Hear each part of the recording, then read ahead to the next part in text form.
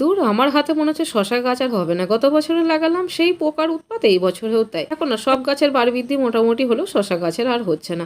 আর তোমাদের কাছে অনেকদিন বাগানের ভিডিও দেওয়াও হয়নি, তো আজ একটা শর্ট ভিডিও তোমাদের কাছে শেয়ার করছি। বিকেলের দিকে এলাম একটু গাছগুলো দেখতে, এসে দেখছি শশা গাছে ভালো রকম পোকা লেগে গেছে।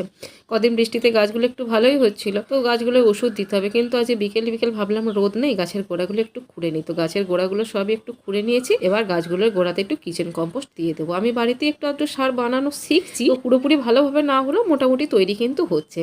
তো একটা মাটির হাঁড়ির মধ্যে একটা কিচেন কম্পোস্ট বানিয়েছিলাম, সেটাই শশা গাছে এখন দিয়ে দিলাম। আর যে ঝিঙে গাছ আর হোপা গাছগুলো তোমাদের দেখাচ্ছি, এই গাছগুলোই অন্য কিচেন কম্পোস্ট দেবো। দেখো না শশা গাছের ডগে না অনেক শশা ধরছে, কিন্তু প্রথমেই আমি একটা ভিডিওতে দেখেছিলাম, একটা নয় বেশ কতগুলো ভিডিওতেই দেখেছিলাম যে প্রথমে শশাগুলো রাখা চলে না, তাহলে গাছে শশা আরও ভালো হয় না।